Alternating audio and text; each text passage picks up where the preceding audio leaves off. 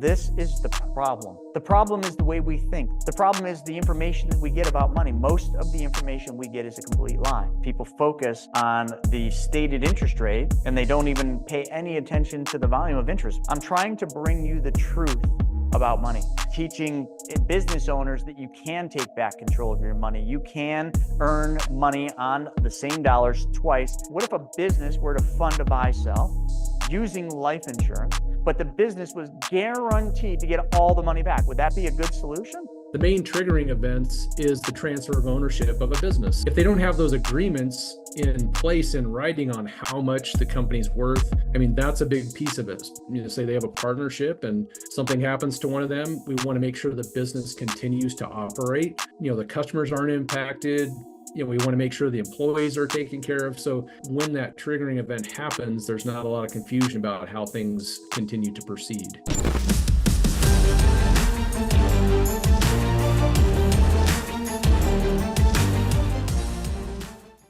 All right, folks, welcome back to another wealth webinar. I'm joined here with Mr. Stephen Naugle, but here's the thing. Today, I'm going to go over two major topics. Today, we're going to talk about something I read in this book. This book is called How Private Banking Really Works. And right here on page 208 of this book, there's a section that says the volume of interest versus the rate of interest.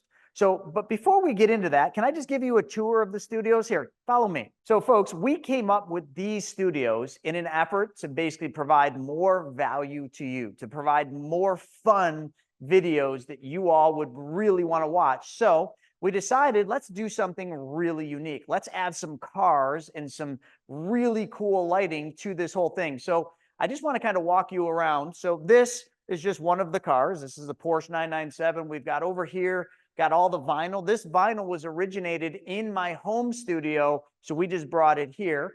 As we come over here, you can see we just carried that on. I've got my other car here. This is the 993, but this is the cool part. Over here, we've got this studio set, so we're going to be doing a bunch of content from this set as well. Everything's on wheels. We can just wheel it around. We're going to be doing events here. Actually, the first event, which many of you I know are already going to be coming here, is going to be in July. So I'll have Stephen put the link up or put the dates up. If you're interested in joining us here for the first event on in our new facility at our studio, it's going to be in July, and there's only, I think, 4 seats left. But we've got the stage, we've got the projector, we got everything going on there. And not only that, over here, many of you have watched my podcast many times. So we're still going to be rocking and rolling with the podcast. So I'll still be doing the podcast from here, but also doing it from up front. And some of you, if you come out here in July, you're going to be sitting right in this seat. And what we're going to be doing is I'm literally going to be interviewing you for the podcast. So we've got all sorts of cool stuff, but hopefully you enjoyed the tour. You're going to be seeing a lot more of these studios. You're going to actually hopefully be here in person in July if you're one of the lucky 4 tickets that we have left for that event. But what I want to get into is I want to get into one of the main topics for today. Interest rates, volume of interest versus the actual interest rate. So you probably don't know what I'm talking about, but let me explain it to you. Many of you during the pandemic, when the interest rates were pulled to close to zero, you enjoyed low interest rates on your mortgage, on your car, on anything that you had. So a lot of you went out and you got yourself a new house, you refinanced your old mortgage, and I don't know, what rate are you guys at? Does anyone here got a 3% mortgage? How about a 3.75? Anyone got anything under 3%? You probably feel super good about that, right? Well, I got some bad news. I'm going to debunk that. I'm going to show you that it's not about your interest rate that you have on that piece of paper called a mortgage. It's about the volume of interest. And I'm going to show you mathematically what that actually means. Because a lot of times when I talk to people about paying their mortgage off and I say, hey, wouldn't it be really, really cool if you paid your mortgage off? Like, what would that look like? And most people are like, why would I ever pay the mortgage off? I'm only at 2.75 or 3%. Why would I pay the mortgage off? How many of you can relate to that? Would you want to pay your mortgage off? Why? Because it's such a low interest rate. But if you understood how much interest you're really giving up to the bank, if you understood the volume of interest, you wouldn't think that your mortgage is such a good deal. But the interest rate does do one thing really cool. It reduces your monthly payment. But it also, that monthly payment, if you think about it, most people move every 7 years or refinance every 7 years. So if you got one of those low interest rate loans, those mortgages, and you want to move to a new house, if you were to do that right now, you're going to be about 6 to 7% interest, maybe even a bit higher. And if you just waited it out down the line, I would tell you that the new house, the new mortgage would be probably higher than what you have. So you're going to restart that volume of interest. But without me just telling you about it, let me just show you what I mean. All right, so now that we're over here, I can kind of get into this a little bit. So in the book, one of the interesting things that it talks about is it talks about how the average person in America views interest rates. And it's kind of what I just said. People get really excited about low interest rates. And it goes into explaining that on how the average person, they talk about like getting, they talk about getting low interest rates on a car loan, and they justify buying a new car. They justify buying a bigger house because the interest rate's low. So how much can I afford? How many of you have ever asked yourself that? How much can I afford, right? When you're looking at buying a house or you're looking at buying a car, you do the math and you have the calculators do the work, and you come up with like how much of a monthly payment can you afford, which then translates into how much can you spend on a house. We very rarely ever do the math the right way, because what we're doing is we're just figuring out how much can I afford based on how much I make. But what happens if you end up making less in the future? What happens if you lose your job? What happens if something doesn't go as planned? How much you could afford then is not how much you could afford now. But not only that, the question really that most people should be asking is, how much can I save? And then how much do I want to save? Figuring out that part first, and then backing into, if I want to save X, how much can I afford with a house, which is Y? We don't do that, do we? We say, how much can I afford? And then you go buy the goods and services that make you happy. And then the latter part is how much you can save. It's backwards, folks. You want to get ahead? You really want to live a better life? Saving should always be your first thing, but we just don't do it that way. And it's not your fault. The fault is the system. The fault is the institutions. They've trained us to think that way. I am no different than any of you. I have lived that way forever until I started really looking at the math. And what we did for today is we literally did something personal to me, which I have right here. So many years ago, I think 3-4 years ago, me and my wife moved into a bigger house. We moved into a bigger house because, well, we had little Vivi, and we were living in I don't want to say a really small house, but we were living in a relatively small house. It was wide open and it just wasn't kid friendly. Plus, the market was going haywire, and we said, hey, if we sell this house, we can make a bunch of money, and we can take that money and buy a bigger house, and we can get a low interest rate, right? Isn't that the way most people would think about it? So we went to the bank and we ended up getting a mortgage. Not too shabby. Some of you probably have it beat, but the mortgage that we ended up getting was $715,000. Okay, that was the amount of the mortgage. And we did pretty good. We bought this house right at the peak of the pandemic. So we got it really inexpensive, but we had to do a ton of work to it. So $715,500 was the amount of the house. I got one of those really good low interest rate mortgages at 3.75.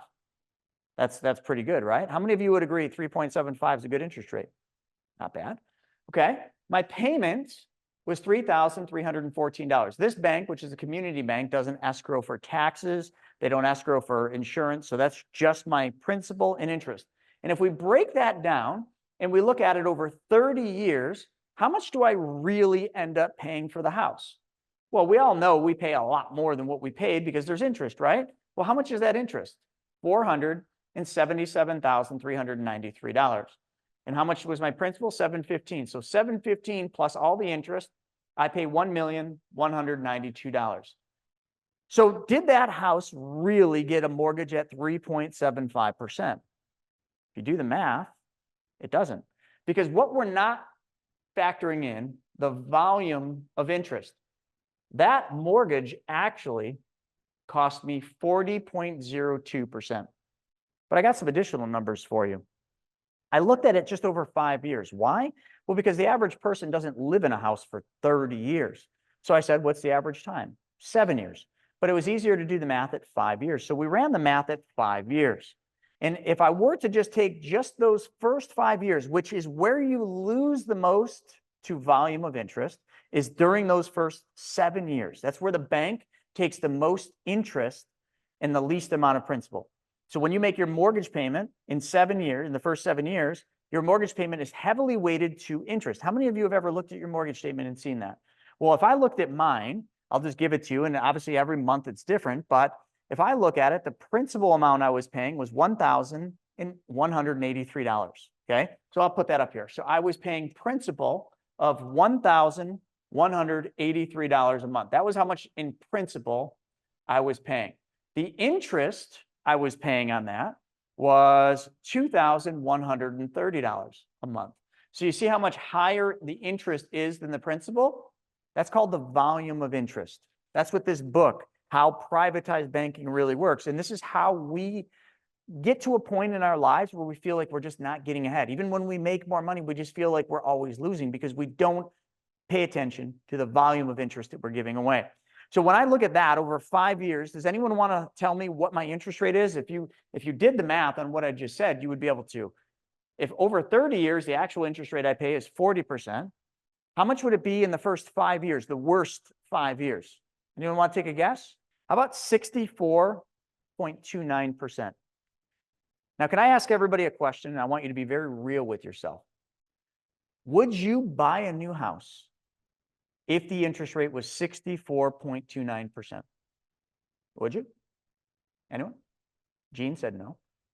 Most people would absolutely not.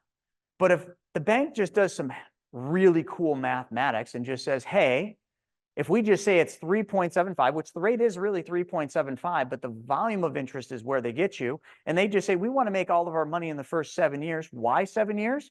Well, the bank says, well, we did studies, and most people move in the 5 to 7 year time frame or refinance their house. Well, why do they refinance their house every 5 to 7 years?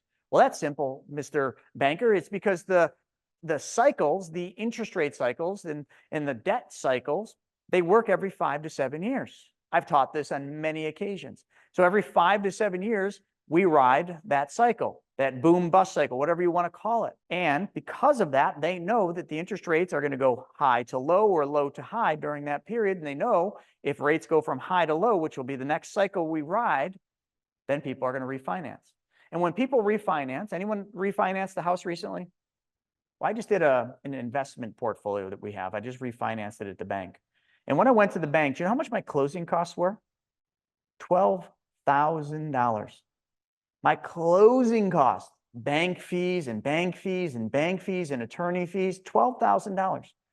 Now, you might be thinking, oh, it's probably a really expensive mortgage. No, we only owed $129,000 on this 4-unit. So on a $129,000 house, I paid $12,000 in closing costs. So not only do the banks control the volume of interest, but they get you every time you got to refinance, every time you buy a new house, and all those closing costs. And if any of you wanted to just do the math, take 12,000, divide it into 129, and you should throw up. Actually, don't throw up. I did. That's right. So I want you to really consider this. When you think you got such a great deal and you got such a low mortgage payment, I want you to remember my example, 3.75%, but over 30 years, it's actually 40%. Over 5 years, it was 64.29%. And most of you would sit there and you would say, I wouldn't buy a house. I wouldn't buy a new house. I wouldn't refinance if the rate was 64 or 40%. But yes, you would, because you're being told a lie. It's not really a lie. It's actually just math, but you're not being told the whole truth. But actually, that's a lie too, because in the mortgage document that you get, there's fine print all over the place that says what the interest rate is you're actually going to pay over that 30 years. And it is going to say something very similar to this. They have to. It's disclosures. But do you think that's right out in front? Do you think the mortgage broker or the banker or the real estate agent is being like, hey, I just want you to know, if you move forward with this mortgage, you're actually not paying 3.75%. You're going to pay 40%. Would you still like to do this? People would think a little bit differently, but they don't. They're like, oh, yeah, this is a great deal. 3.75% over 30 years is freaking wonderful. So now let me pivot real quick. A lot of times you hear myself, Craig Yenny, Joseph on my team, Joseph K, Kovacevic. We talk about these all-in-one mortgages. Now, we don't sell all-in-one mortgages. We're not mortgage brokers, but we know about them. And what they do is they basically allow you to redo your mortgage, and you get to redo your mortgage, but it's now simple interest.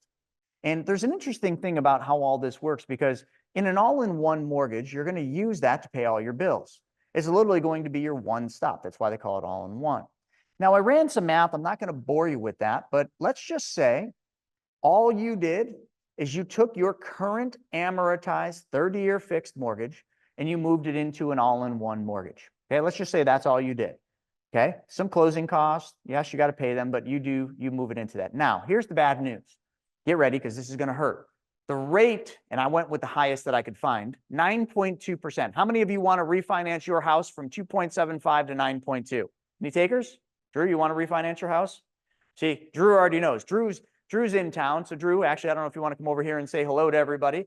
So if anyone watches our YouTube stuff, this is the man behind it. And then we got Jordan over here behind the camera. He's the one that films all this stuff. There you go. He's got the peace sign going on. So we got a pretty cool thing going on here. But most of you would say, no, thank you. I love that. Tess said no. Gene, you either that's from earlier or that, but you said no. Why would you ever want to go from 2.75 or 3.75 to 9.2? Can anyone understand why? Well, what if by doing just that, and by then using this all-in-one, and there's assumptions here, so I'm not going to get too deep into it, but you used it to pay all your bills. So you took every paycheck, you deposited your paychecks, it's a bank, but you didn't deposit it into a checking account, you put it into this all-in-one checking account, okay, that's connected with your mortgage. And then you paid all your bills, just like you would now, checkbook, ACH, all that. You pay all your bills. Next paycheck, you just put the money back into the all-in-one. And then you pay all your bills. And you just keep doing that. Now, I ran some assumptions, and now pay attention. I'm not going to draw all this out, but I ran some assumptions. Actually, I will draw some of this out. So remember, we're doing the exact same assumption. Now, I take that $715,500 mortgage, and I move it into an all-in-one mortgage, okay? And the rate is 9.2%. So you guys probably are thinking, I have lost my mind, because I was at 3.75 and I just roll it over to pay 9.2. But then all I do is I follow a process. My payment's exactly the same. So remember, over here at 3.75, my payment was $3,314 a month. And over here in the all-in-one, let's just assume, because we ran the math on this, it's the exact same monthly payment. And some of you would be thinking, well, how's that even possible? The difference is the volume of interest. The difference is one is the amortized interest. The other one is simple interest. Now stay with me. I'm going to drive this home really quick. And then all we do, okay, is we use this as our bank account. And I'm just going to use a number. Let's just say every week your paycheck's $1,500. You deposit it in here. And then every week your paycheck's not $1,500. Let's make you a high roller. $3,850 a week. You deposit that in. So this is the deposit. And then your weekly expenses are $1,500 a month. So we're not going to have you spend less, eat rice and beans. We're not going to have you cut out all the Starbucks. We're just going to have you spend exactly what you are. So $1,500 goes out. And all we did is we kept doing that. Now this $3,850 that goes into this account is reducing the principal on the mortgage. Who can tell me if we did just that? And your numbers would be different, but we can run your numbers the same as we ran my numbers. How long would it take me to pay that mortgage off doing exactly what I'm doing now?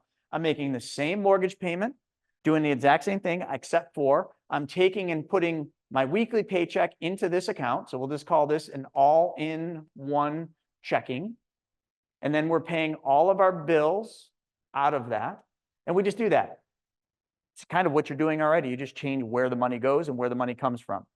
Who can tell me how long it would take me to pay off my mortgage? Anyone want to guess? Gene is right. Gene's very close. 5 to 7 years. Craig said 10 years. The answer is 8.4 years. 8.4 years. But wait, hold on. This awesome mortgage that I had at 3.75, how long was that going to take me to pay off that mortgage? Drew, how long was it going to take me to pay off that mortgage? The 30-year fixed. 30 years, right? So this is going to take me 30 years to pay this mortgage off. The payment's exactly the same, but we changed one thing. And this only took me 8.4 years. Folks, the math is all right here. So again, I didn't want to do this because this isn't something we're selling. This isn't something I think we can really help you with all so much, although Craig could and Joe could, I can't. But when I saw this, when someone showed me this, what do you think I want to do? Because I'm not in an all-in-one mortgage.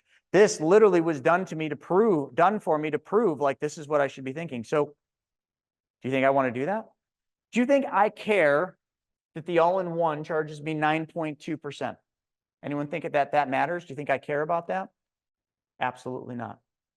What do I care about? I care about this.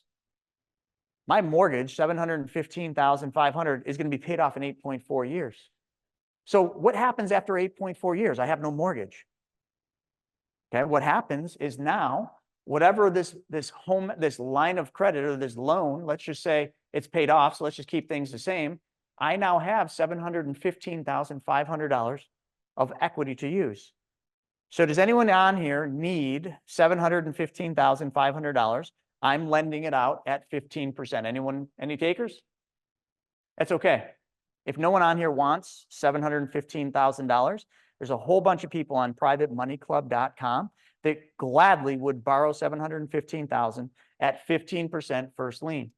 Over here, with the traditional way that we buy houses, the traditional mortgages, if I pay my house off, it took me 30 years, first off, not 8.5.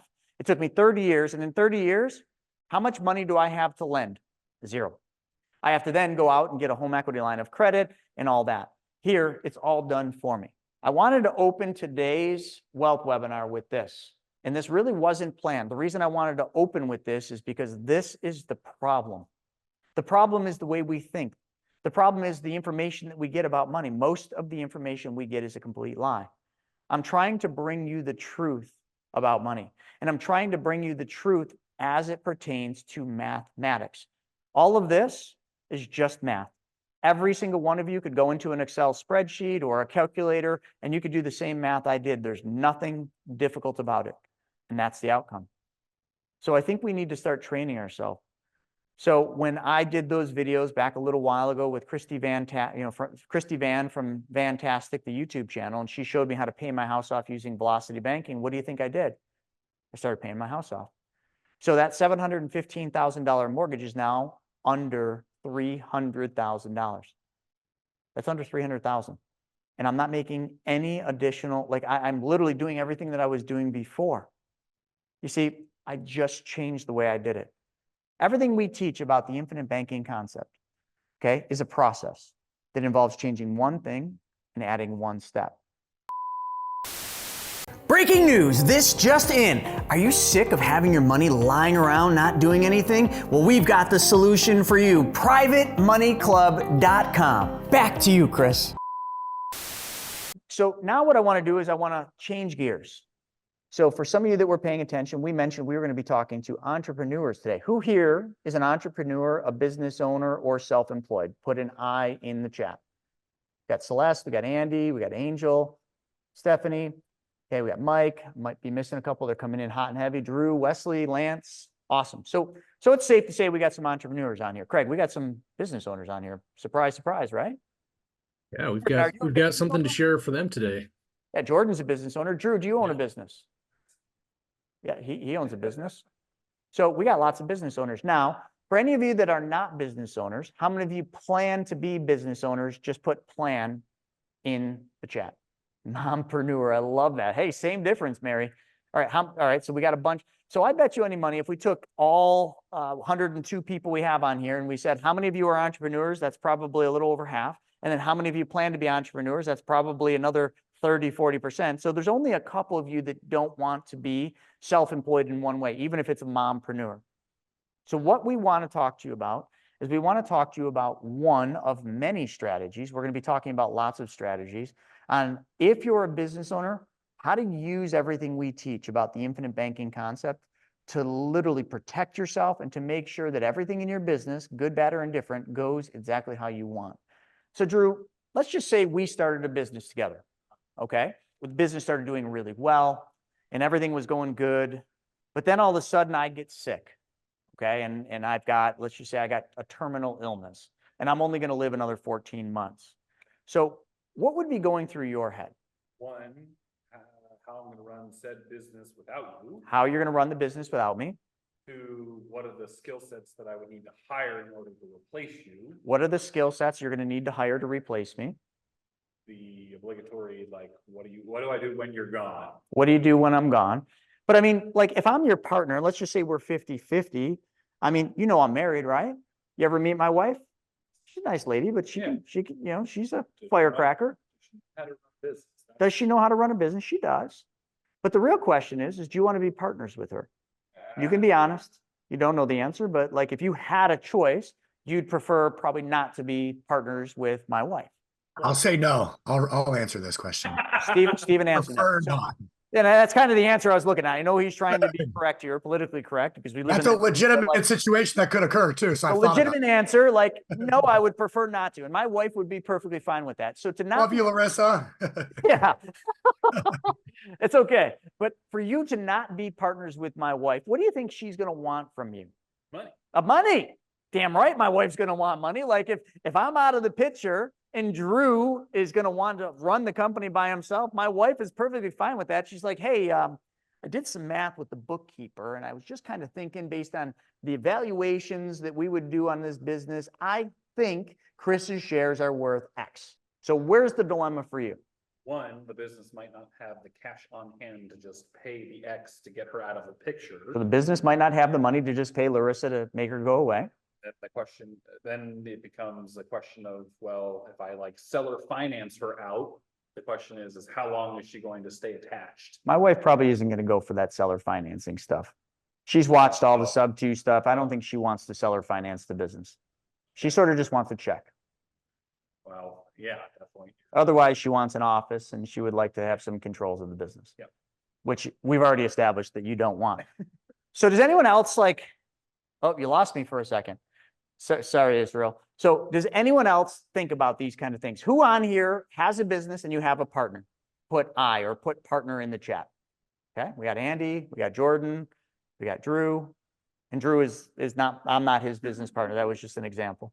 Okay, we got Lance, Dexter, so Freddie. So as they come in, but just think about like how many of you want to be partners with your partner's significant other or husband or wife? Any of you? We all have a silent partner. I hope you all know that. It's called the IRS. And you can't buy the IRS out. Okay, Robert's got a dilemma. So Robert's wife is his partner. So Robert, you think if you wrote a big enough check to your wife, you think she'd be good going away? I'm just kidding. Don't answer that question, Robert. It was a trick question. Do not answer that. Your wife could be on here. So anyway, but like that's what I want to talk about today. And this is a very real scenario because one of my business partners came to me and said to me, it's a different business he has. He said to me, he said, hey, Chris, I've got this partner. We've got this business. It's growing. It's doing really well. And we want to make sure that if something should happen to one of us, there's ample money in the business to replace the partner that's no longer there. And we also want to make sure that someday when one of us, one of the partners, if we don't die, but we live too long and we want to retire, we want to make sure there's money to make sure that we can buy that partner out at that time. So we're going to solve 2 problems, folks. And Craig has a really cool way to walk through this. We're going to solve 2 problems. One, your partner dies too early and you need to replace them and buy out their significant other. Okay, that's problem number 1. Problem number 2, your partner lives too long, and it's not too long, but your partner lives and someday decides, hey, I kind of want to just go out and I want to retire. I want to do the things that I've always dreamed of doing. I don't want to be in this office every single day. Can you buy me out? I'll sell my shares of the company to you, either on an earn out or just a lump sum. Those are the 2 problems we're going to solve. Now, this is a very common thing in the business world, okay? And every single CPA you'll ever work with, every company that sets up entities will have this discussion with you, and any good attorney will have this discussion. And it is called commonly, and I think some of you probably know this, some of you would call this a buy-sell agreement. So in a lot of the operating agreements, there is actually a buy-sell portion of that operating agreement, basically saying if one of you should die, How much should the other partner's family get? Buy, sell. Or if I want to sell the company to the other partner, or whatever number of things happens, like what is the company worth? So an attorney or a CPA would come up with a formula based on the industry you're in to figure out what your company's valuation is. And I think Drew summed it up perfectly. If you wanted to succeed on any of them, you just got to have a bunch of money. So the best way to have a bunch of money to do that is life insurance. I hate to say that, but most of you know that's the way to do it. Because if you die too soon, wouldn't it be better if the life insurance company gave Drew money to pay Larissa off? That would be way better, right? You would prefer that. And then you could just pay the insurance company a little bit each month to do that, right? So that's term insurance. And I know we always talk about specially designed whole life, but today we're going to talk about term insurance as a basic form to do this. Buy, sell funding, there's 3 different types, which we'll get into, but the best, most common way to solve the simple death part of a buy, sell is just good old-fashioned term insurance. But does term insurance take care of problem number 2? When the business owner doesn't die, but they just want to go off and do their thing. They want to be bought out of the business. They want to be paid out. No. But what if we could solve both problems? And what if we could make it so that the company gets all the money back? Remember how, like I showed you the 2 cars in here. The one thing I didn't tell you about these 2 Porsches that are parked in here is that I'm the bank on those cars. And by driving these cars, I know that I get all the money back for each one of those cars. So every penny I've paid for that 997 and that 993, I get all that money back. So flipping that to a business, what if a business were to fund a buy sell using life insurance, but the business was guaranteed to get all the money back? Would that be a good solution? If we can solve both problems and the company gets all their money back, that'd be cool, right? Craig, sorry for that long intro, but now I'm going to flip it over to you. Let's show them how we're doing this for one of my business partners, for a different company, but let's just talk to them about what we can do using the infinite banking concept and everything we teach them about.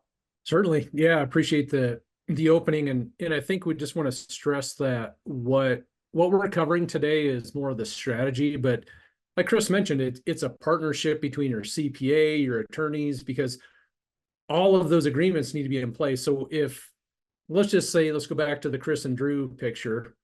Chris passes away. Drew's sitting there with, a company to deal with Chris's wife. And if they don't have those agreements in place in writing on how much the company's worth, I mean, that's a big piece of it. But what we're going to be covering today is just kind of the mechanics of the funding mechanisms behind the scene. Before we get started, Chris, do you by chance have the disclaimer we can throw up? I sure do. So yeah, let's keep do that talking, because and I'll pull that up real quick, and you can just right. talk right over the disclaimer here. Yeah, because we are going to be covering some numbers today, and all the things that we are talking about are projections, and there's some what ifs to it. But as long as you understand the structure, we'll, just like anything else, we design it to meet your specific needs. But go ahead, Do you Chris. want to read it, or would you like me to read it? Yeah, you go ahead and read it. It's a little blurry for me right now. Pretty soon, I think I'm going to have this thing memorized. So here's the disclaimer, folks. Any opinion expressed by me, Craig, or any of our castmates is solely our own individual opinion and not investment or personal financial advice. This content is for informational purposes only, and this information should not be relied upon for investment or other financial decisions.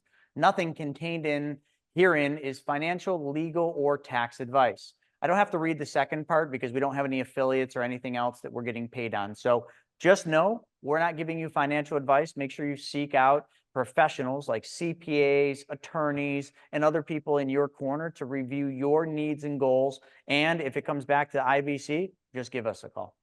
So here we are. We're going to go over this thing called corporate-owned life insurance, and the acronym's COLI. And when I first heard of COLI, I thought, is this some variation of the COVID virus, COLI, BOLI? But no, it's actually corporate-owned life insurance. And we're going to be talking about a specific strategy called the buy-sell strategy.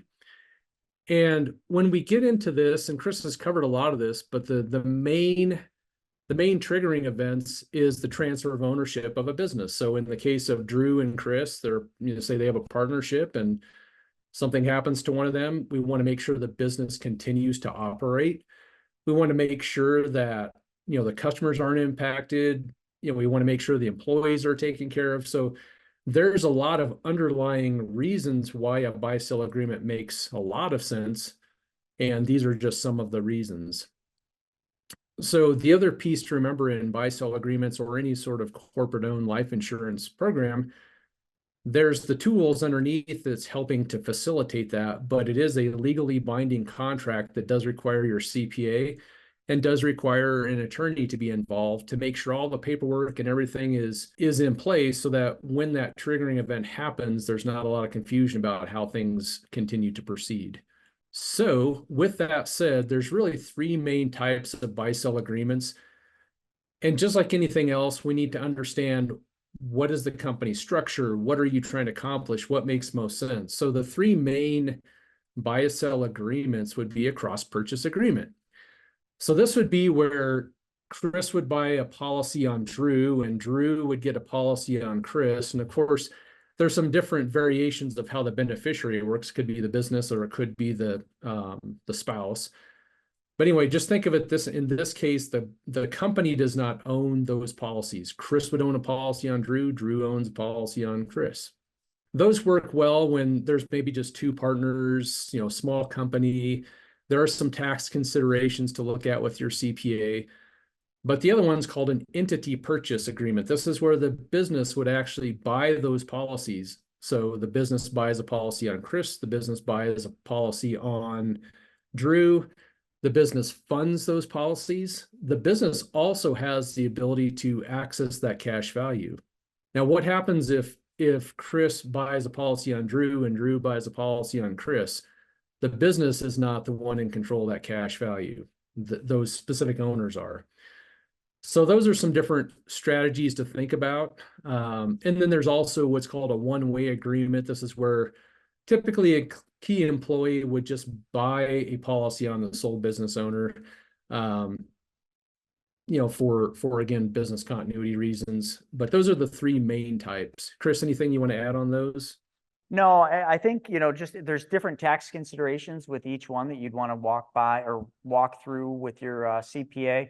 In this particular example, the entity purchase was the prime choice that they wanted to look at, primarily so that the money stayed within the entity. So the cash value and the policies will be owned by the entity, and the death benefit would be paid to the entity to then buy out the other partners. But you really need to understand the three different options, and I think you just did a good job of explaining them. But this example for this particular person, the entity purchase was the choice.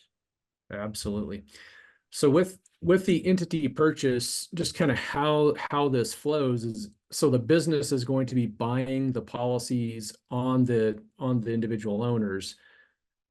Now, at that point, there are some documents and some notices that need to be given for the spouses. So in this case, Chris's wife would need to know that, this is in place, because when that triggering event happens and that death benefit gets paid out, we all know what it's going to be used for. It's for the continuity of the business, is to buy out the other person. So now, if you think about that, in this case, the policy beneficiary is the business. So then the business has those death benefit that they would then send on to Chris's spouse to buy her share of the business out. And the nice thing about it is, because it is a legal binding document, there's no question about, well, what's the value of the business now? There's no haggling at this point. It's all been documented. It's all been set up. And so that can either be based on formulas that the lawyers put together with the CPAs about valuation of the company. All of that stuff needs to be done. But what we want to make sure is there's enough money there to buy out the other person's share of the business. So that's essentially how the money flows and how it works at a very high level. All right, so let's talk a little bit about the design. So Chris's contacts, reached out and said, hey, we've got some need for business continuity. We want to make sure things are taken care of in case one partner goes away. So in this case, there's two owners in the business, and they have different shares of the business. So let's just say that Chris and Drew started a business. Chris puts in 80% of the equity, get the business, Drew puts in the other 20. So they have unequal shares. So we might need to design policies around how does that owner with the biggest share of the business, how do we make sure that their spouse can or, the other spouse can be taken care of here. So they came to us, they've already done some analysis of their business, the revenue, the valuation, all these pieces. If you haven't done that, that really is something that needs to be done first. But owner number one says, hey, I want to have a death benefit of $5 million. And owner number two wants a death benefit of $3 million. They also came with some requirements of, we really want to be able to use these policies for business needs. In the past, we've talked about equipment financing models. It could be for investing. So there's a lot of different things the business could do with the cash value, but they don't want just a term policy to cover death benefit. They want to be able to use those policies for business operations, essentially that living benefit. And they also provided to us that we won't be able to, they don't want to exceed over 120,000 of premiums per year. So they're kind of setting up some guidelines for us on how we do this design. And the cash value needs to be accessible for business functions. So what does that tell us? If they want to do business functions with a cash value, it needs to be an entity buy-sell agreement. It couldn't be a cross-sell because the business doesn't have the access to those cash values. So Chris, I think I've captured most of what they laid out. Was there anything else that you think is applicable in terms of the requirements of what they shared with us? I think a couple other questions that everybody should be ready to ask, when you're considering doing this are tax questions. Is there tax deductibility on the premiums? Is there tax disadvantages to how the death benefit is paid out?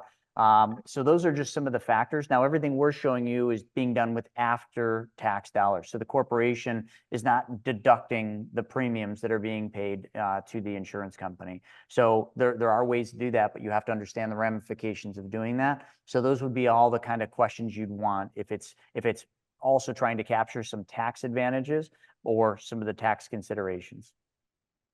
Correct.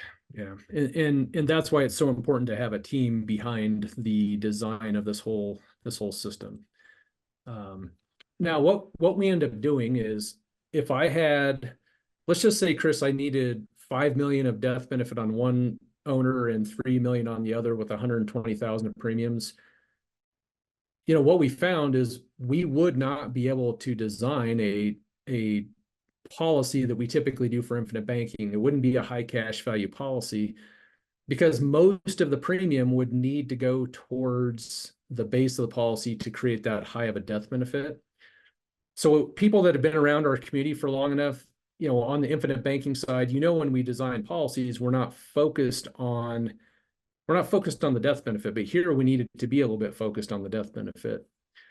So what we end up doing is we said, we're going to need to supplement the whole life policy to get them cash value with a term policy in order to cover the death benefit. And we decided, the 10-year term is really something that would work for them. We could have designed this with a 15-year term, a 20-year term. So what we needed to do is take the total amount of premium, which is at 120, and sprinkle it around. Some of it would be on the whole life, some of it would be on term. But at the end of the day, we got them a design that will allow them to have that death benefit coverage to cover that buy-sell agreement and have some of that death benefit coming from whole life, which is permanent death benefit insurance and cash value to use. So that was our design methodology. And just know as you're thinking about your specific situation, it could be similar, it could be something completely different. And that's why we're able to kind of put a plan together specifically for your requirements. All right. Now, one thing I do want to mention here is all of the numbers that I'm about to share in terms of these cash value analysis, the gain projectors, those do come from illustrations. And these illustrations, basically what we're doing is we're putting some design into the illustration software and it spits out a table of numbers. And what we're doing is typically just pulling this data out of these illustrations, putting it into our models. So we're not making these numbers up. They're actually coming from the insurance company showing guaranteed and non-guaranteed. And just so everybody knows, non-guaranteed is with a dividend, which most of these companies have been paying dividends for 120 plus years, but they're not guaranteed. So anyway, just know that these numbers that we're going to use in this case study comes right from these illustrations. Yeah, So Craig, this is one thing, if I could on that, I was just kind of catching up on some of the book while you were doing this, but Yeah. you know, when it comes down to the guaranteed and the non-guaranteed, you know, a lot of people will often ask us, you know, should I be looking at the guaranteed or the non-guaranteed? And it's a great question, but just this is maybe one way to help you understand. The non-guaranteed assumes in the companies we do the current dividend scale, and it projects it forward. So it assumes that that dividend is going to be the dividend, you know, paid out for all years in the policy, and the guaranteed assumes no dividend. But the guaranteed column also never once in any of the companies that we have ever used has ever been it's never happened, because there's never been a dividend that has been missed. Dividends do go up, they go down. Dividends right now are actually going up. So when you're thinking about which column to use, I always tell people you could use either one, but just know that the guaranteed column has never once in well over, for this company, 140 plus years happened, where the non-guaranteed is a lot more on par with probably what will happen. And to that point, Chris, it's always, you know, need to make it clear that this guaranteed table, as soon as your policy's active, is no longer really applicable, because once dividends or growth happens, that number is your guaranteed, and then it just builds from there. So let's say in year 5 they didn't pay dividends, it's still going to be higher than this 229 number. So anyway, just want to kind of lay out the premise that we're building all of our assumptions and everything based off of the illustrations. So we not only have a whole life, but we also have a term policy and a whole life policy for each business partner. And because we only really wanted to have that death benefit coverage for 10 years, that was the plan. You could go out 15, 20, it just depends on what you're trying to accomplish. There will be premiums applied to cover this $4 million of death benefit that we need to fill in the gap on the whole life side. So with all of that said, I'm going to go back into the slides. And we're going to walk through what does it look like for each owner. So owner number 1, remember they needed a $5 million death benefit, and we wanted to have cash value. So what we end up doing is taking about $60,000 and putting that in as premium. And most of that premium, about 75% of it's going to a paid up additions rider. That's the rider that creates the high cash value. So in year number 1, you're putting in $60,000. The non-guaranteed cash value is about $43,000. So they would have access to use that money for business functions, buying equipment, whatever they need. Could be for inventory. That's completely up to the business how they want to use those funds. And then we look at the death benefit that comes along with this policy. So we've got a little over $1 million by the end of year 1. That's why we're supplementing with the term policy for the $4 million for the first 10 years. So PUA is paid up additions. That is a rider that goes into whole life. And if you think about traditionally designed policies, 100% of that $60,000 would be going towards buying the base portion of the policy. So it would buy a lot of death benefit, but you wouldn't have any cash value for the first 1 to 2 to 3 years. And even at that, you might get a very small portion of cash value. Paid up additions, yes, that's correct. So what we're doing in our designs, we're taking most of that premium and putting into that paid up additions rider to create the high cash value. So if you look at this design compared to a traditionally designed whole life policy, this cash value would be 0 for year 1. Most likely it'd be 0 for year 2. So you put in 120 and you still don't have access to much cash value. By year 3, you might have 5,000. That's the difference in how we design policies versus traditionally designed life insurance. This is a huge difference, and most business owners or most life insurance agents won't show something like this. They'll just do a standard off-the-shelf whole life, which is a lot of the reason I think why most business owners just use term insurance for this and kind of roll the dice on, well, I hope I don't live longer than 20 years. But here, you know, which we haven't really got into what I think is one of the most compelling reasons, but here the business gets that cash that they're using to fund this strategy, this buy sell, to protect those two things. Somebody dies too early or lives too long, you know, and wants to retire. I think now the business has all this cash on the balance sheet, which number 1 makes the company more valuable. Obviously, any cash account that a company puts on their balance sheet adds value to the company, but it also gives the company liquidity that they wouldn't typically have, gives them the ability to use the money and earn uninterrupted compound interest on that money while they're using it for business operations. I mean, they could buy equipment with that money. They could literally take money from the policy, buy equipment that they normally would lease, and make payments back to the company the same way they would the leasing company, but keep all the interest while they're still earning interest. I mean, there's so many reasons why this is so compelling that it blows my mind that, you know, in the 16 years that I spent in the financial world, we did a lot of buy sells. Never once did we ever do a design like this. I've never even seen another advisor do a design like this, but that's probably because they'd have to reduce their commission, in this case, 75%.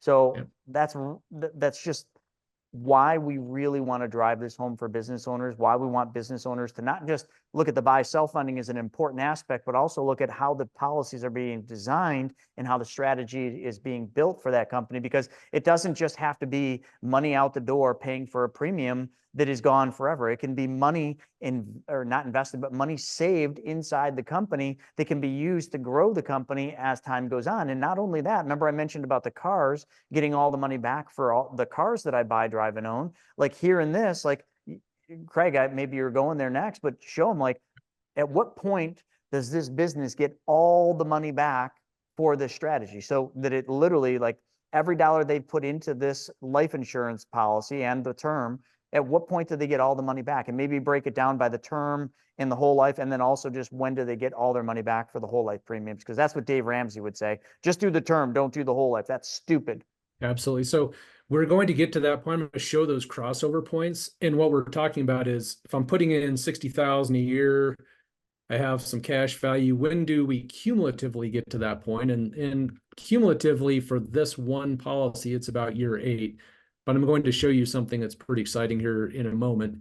The other thing we look at is cash on cash, which means if in year 4, if we put in $60,000 and we grow 61,432, am I not getting $1.02 back for every dollar I put in the policy that year?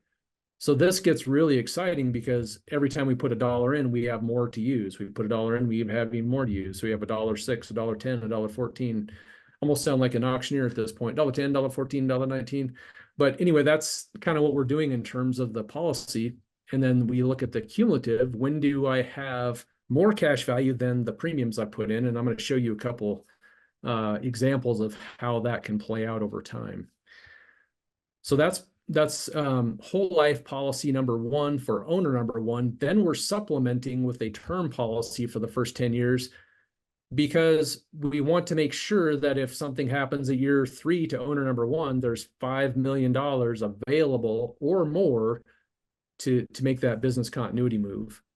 So the term's pretty straightforward. You make a premium and you have death benefit coverage. There's no cash value. It's just renting insurance for a period of time. But we needed this in order to provide that business continuity coverage. And like Chris talked about in the past, a lot of these plans were put together with just 100% term, meaning there's no cash value. And at the end of this, it's just, you know, at year 11, if you're done, you're done. There's no asset, there's no other cash value, there's nothing left over. So on owner 2, what we're doing is we're taking about $35,000 of premium and putting that towards a whole life, which creates about $653,000 of death benefit. And the goal was to have about $3 million. And so I'm not going to go over all the numbers in this one, just let you know that this policy is a little bit smaller, a little bit less death benefit. It does also have a cash on cash at year 4 and a cumulative period about year 8. So we needed to supplement about $2.5 million of term in order to get them to the little over 3 million, about 3.1, just to make sure if something were to happen that first 10 years, then they have that business continuity. So Brad was just saying, could this setup be used for a nonprofit, like an educational business? Yeah, of course. I mean, that would be a great use for this. I mean, I can't see why you wouldn't want to use this in a nonprofit. It would work identical. Maybe, you know, in a nonprofit, maybe what could be done is, you know, maybe the entity purchase or the 2 partners wouldn't be the important thing, but the charitable giving part, or leaving it to an endowment, like when one of the the people in a nonprofit, I don't want to say owners, but founders or people that run the nonprofit, what could happen is that when they die, that money could go to that nonprofit to further allow that nonprofit to do good in the world. I mean, there's so many different ways you can do it. All right. So Boy's saying in this example, are there two policies on owner one? So number one policy being the term for 4 million, and number two would be the whole life policy for the other million. Is that correct? That is correct. So Boyd, what their requirements were is they want to keep their total premiums under 120,000 a year, and they want to have cash value. So there's not a way to design a policy to get them the death benefit and have high cash value. So we needed to kind of split the premium into, for each owner, a whole life policy and a term policy to cover the death benefit requirements and to get them cash value that they're after. So you're exactly right. There are two policies per owner, a whole life and a term. Can I insure a critical advisor instead of a co-owner? So that would be more key man. And you can do something very similar. We haven't yet taught key man, but we will. That'll be part of one of the future trainings. But in that case, like if it was think of it like banks. I always talk about banks and bully. Banks, promote a lot of their employees to be vice presidents, a critical, your position you mentioned there, critical. I would assume that's like an executive or somebody really important. Well, to a bank, a vice president is an executive, which gives the bank an insurable interest in that person. So if the person you're referring to in your business is a key person, okay, or a key, they call it a key man in the business, where if you lost them, it would be difficult to replace them. You would need, funds to replace them. Then yes, you have an insurable interest in that person, but that would be more key man planning versus buy-sell funding. Yeah, and there are some other strategies, and in July, we're hoping to go through more of these types of strategies, but there's some interesting ones out there. Split dollar, where the business and the employee can have some shared benefit in policies. So there's a lot of really neat ways of stitching this stuff together. It really all just comes down to what are you trying to accomplish?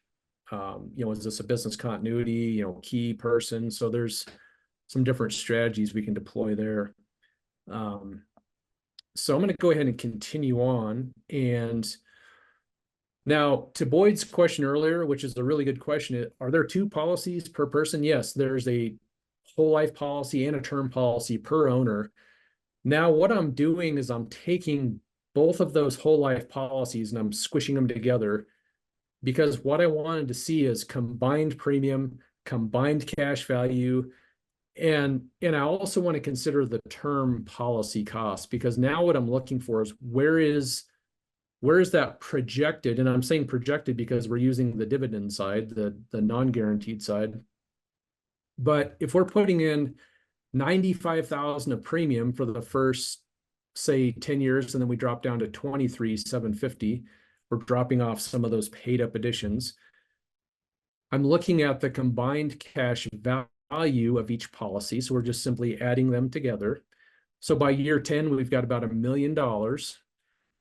And then what I want to do is also look at the cumulative premium with the term cost in here. So when we look down at year 15, we've got about let's call it 1.3 million of cash value, and we've put about 1.29, 1.3. So we're kind of at that point where we're cumulatively at almost a break-even point, but we still have about $2.6 million of combined death benefit there. Now, what this is assuming is that we didn't do any equipment financing. We didn't do any investing with this money. We didn't do anything with the cash value in this policy. We simply funded the policy and forgot about it. We didn't do anything else with it. And a lot of what we teach here is that we want to leverage the cash value for other things. So we've done some teachings on equipment financing in the past. We've kind of redesigned and added to the equipment financing that Nelson Nash talked about. So that would be one strategy. Instead of giving your money to the banks, use your own system for financing. Okay. But what I want to do before I jump there, I want to talk about what if we took this cash value that's available and did some sort of investment strategy for the next, say, 15 years. How does that change the numbers? So we have a tool internally we call the gain projector. And think of it this way. We're simply just taking the cash value from the policy. We're putting it to work in an investment that you know, like, and understand based on gains that you expect. So we're not going to tell you what those are, but we made some, as an example, excuse me, as an example today, we're simply saying, if you go out to the private money club or you do private lending, there's a whole bunch of different deals at 12 and 15%. So it's not unheard of that those are achievable returns. You know, I do a lot of private lending myself, and I'm in the 12, 15, and 18%.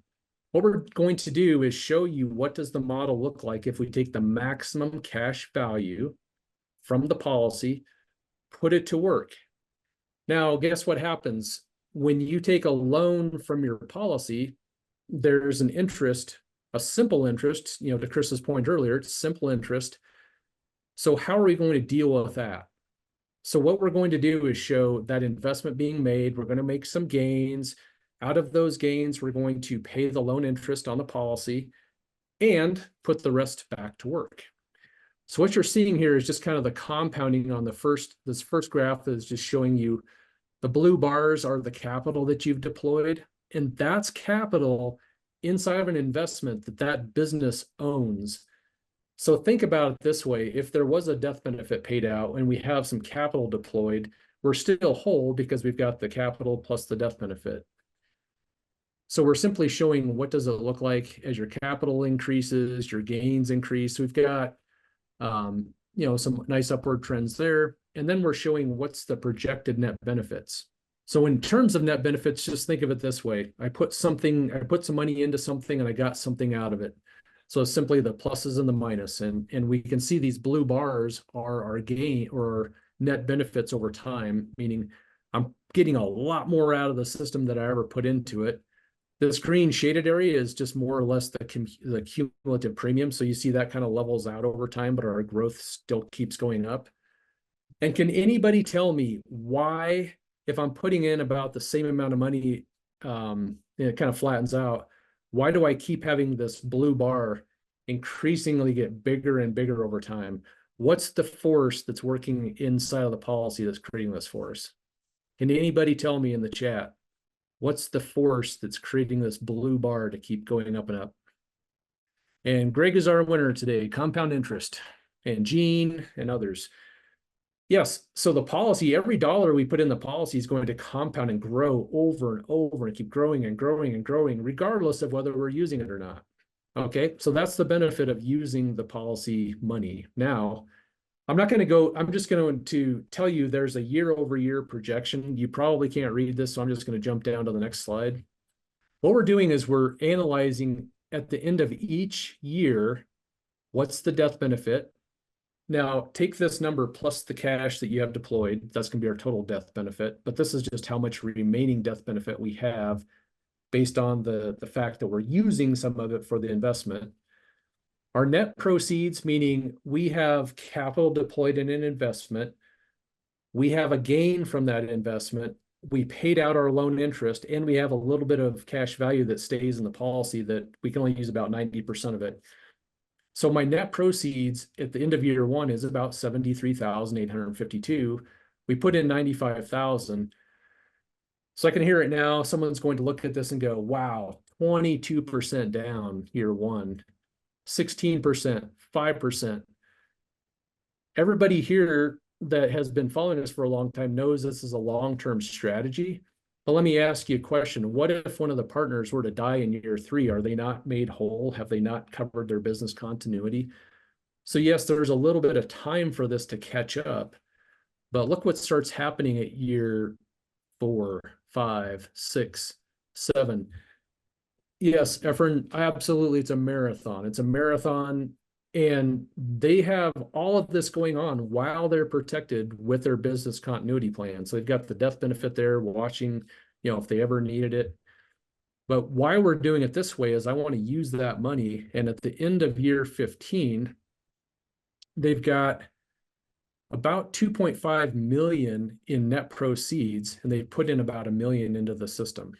So they've got a pretty decent return. But ultimately, what does this do to our crossover period? And that's what I'm trying to get at is the gain projector can help me understand where things are going to be at a certain point in time based on assumptions of dividends and gains. But look at this. This is where it gets really cool. Here we are again with our combined cash value analysis. So we're putting in the 95,000. We're looking at our cash value growth. But what I want to do is draw your attention over to this cumulative premium with term table. So this is really how much we're putting into the system per year, 117, 234. And because we're using the cash value, adding to the system with the gains of the investment, look where our break even is now. By year 7, they've put in a cumulative premium of about 820,000, but we have 842,000 in our system. So we now are getting more back than we put in. So let me ask you this: by year 7, they've been able to get everything back that they put into the system, and it's just going to keep getting better. You can just kind of eyeball down the column. We've got 938 in, we've got $1 million out. By year 15, we put in 1.2, but they have 2.5 in assets. So if we don't use the policy at all, we're breaking even at about year 15. If we're using the policy for investing or equipment financing, whatever it might be, we're going to be gaining those benefits. And here we're showing it at year 7. So that's really the benefit that we have to bring to this whole plan is think back to all their goals. Well, they have the business continuity. They want to make sure if one of them dies in the first 10 years that they can buy the business from their business partner's family. While they're doing that and they have that protection, they're putting that money to work and making more and more money. Now, at the end of this 10 or 15 year period, they may drop the term off, and I actually showed the term dropping off at year 10. That's why you see the death benefit lower. I just have to ask myself, if I was this business owner, would I be willing to put a plan like this together to protect both of our business partners and have more money than I put into the system by year 7? I mean, why wouldn't I do this? Yeah, that's the good question is why wouldn't you? I mean, like, just look at the math. I mean, as long as you follow that process, I mean, it's a no-brainer. I mean, that's essentially what we have to talk about on this particular use case. So maybe we can open it up for some more questions. I know you and Stephen have been answering some of those as I went along, but so I see Lance just asked, how does this scale?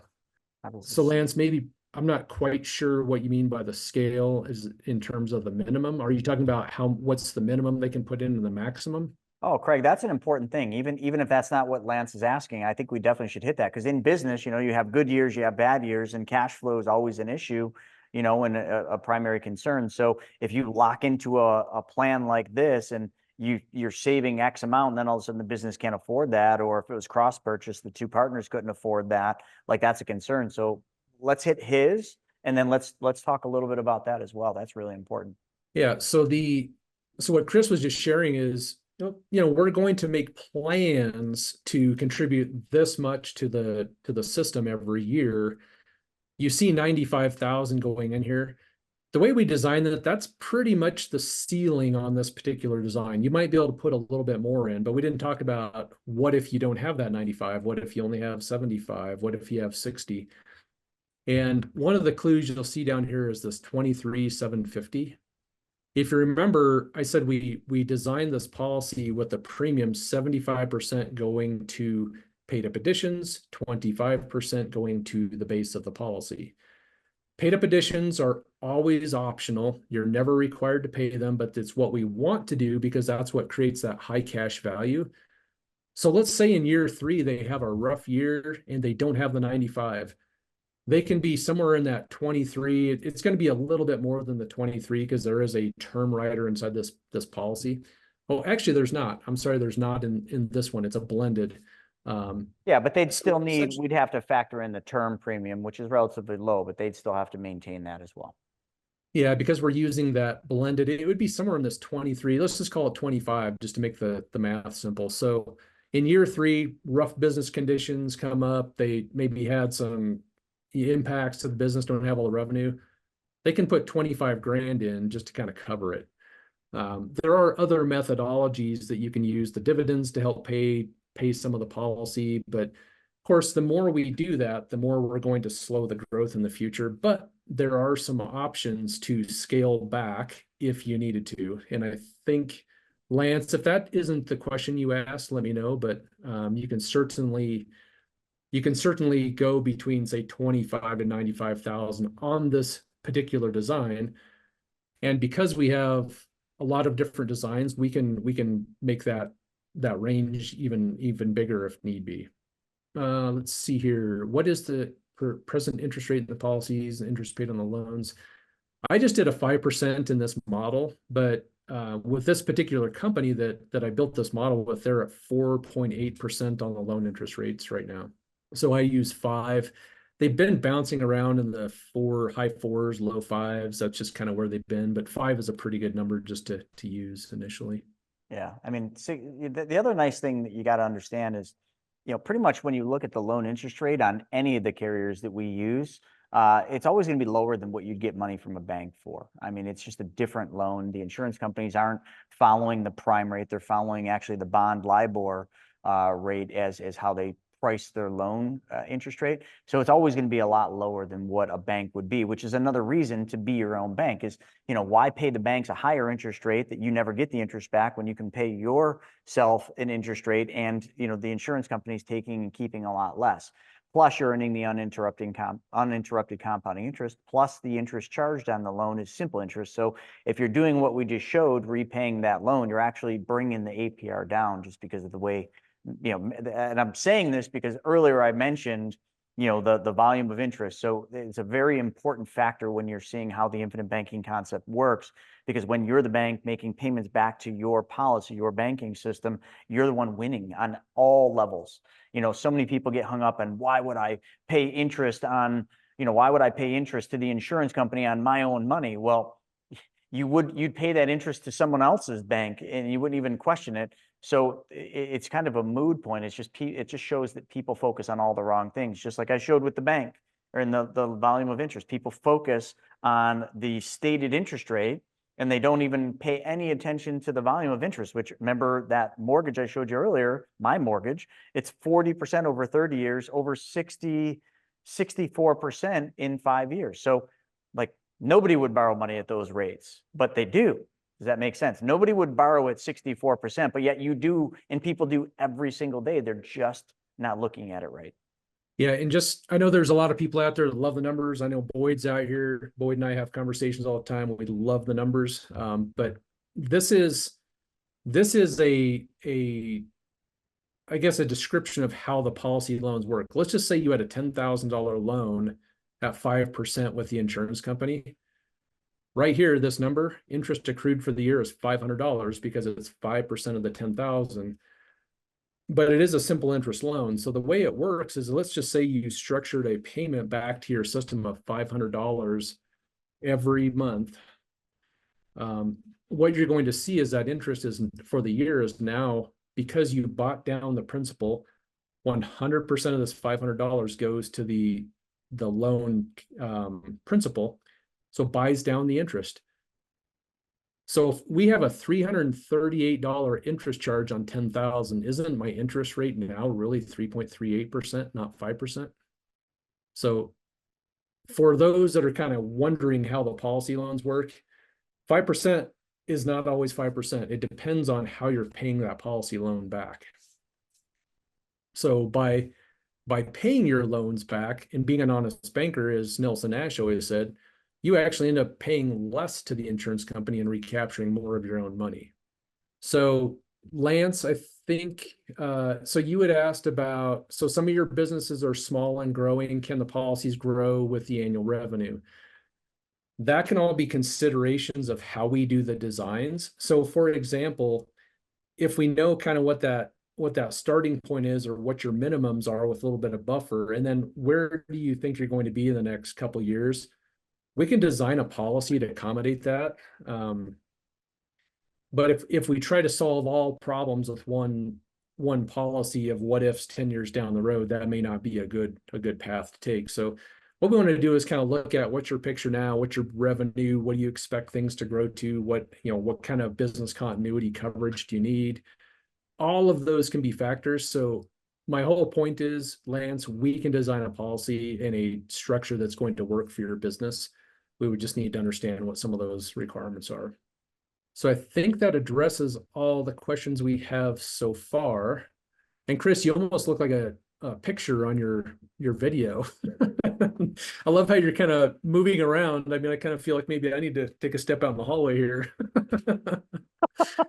But, You should just grab your laptop and just kind of walk around your house while you're doing the training, just to yeah, keep people interested. One thing that I've found, when I watch YouTube videos is a lot of times, like when I'm watching a webinar or a YouTube training, like I stop focusing on the person that's doing the YouTube video and I start looking behind them. I start looking, "Ooh, what books are on the shelf? Oh, what is that a picture of? Oh, what team is that football helmet?" Like, I don't know if any of you do that, but one of the goals here with this studio is to give you like that depth of field. So there's always something different to look at. And we're literally just having fun here today, and we're just flip-flopping cameras because we got cameras on wheels. We can kind of just move them around, and while I'm doing one set talking, they're setting up another set. I just walk to the other set, and I don't know, it's just it's fun. Maybe some of That's you neat. like it, maybe some of you don't, but we're just having a good old time over here.